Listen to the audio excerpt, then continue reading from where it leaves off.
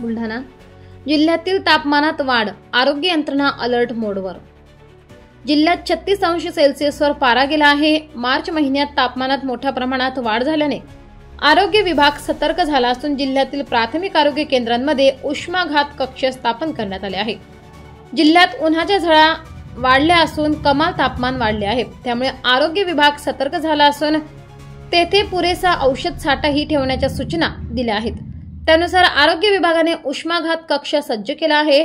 गरज नसेल तर उन्हात बाहेर फिरू नये। बाहेर जाताना गॉगल, टोपी, रुमाल, छत्री सोबत हवा। जर बाहेर जावे लागलेच तर उन्हापासून संरक्षण होईल याची काळजी घ्यावी, असे आवाहन आरोग्य विभागाच्या वतीने करण्यात आले आहे। सर, उष्माघाताच्या संदर्भामध्ये आपली काय उपाययोजना केली आहे?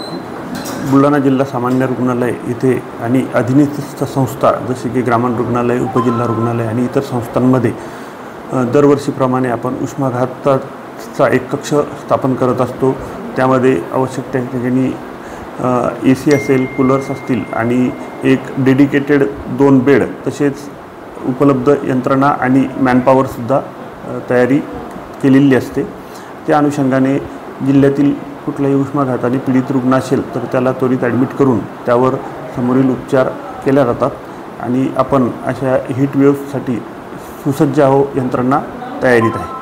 जिल्ह्यात किती उष्माघाताचे कक्ष उभारण्यात आलेले? आपल्या प्रत्येक आरोग्य संस्थेमध्ये उष्माघाताचे कक्ष ओपन करणे अपेक्षित आहे, त्याप्रमाणे ते नक्कीच पूर्ण झालेले आहेत। उष्माघाताचे काही रुग्ण आढळले आहेत? अजून तर नोटेड नाही आहेत।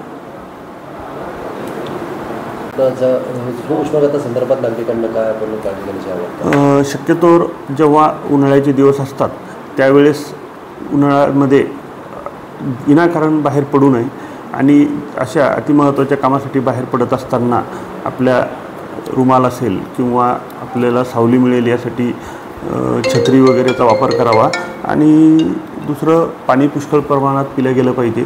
थोडं अंतरानंतर एखाद्या झाडाखाली बसणे, विसावा घेणे अशा पद्धतीनं जर हे केलं तर नक्कीच उष्माघाताला आपण बळी पडणार नाही। स्वतःची काळजी घेतली पाहिजे।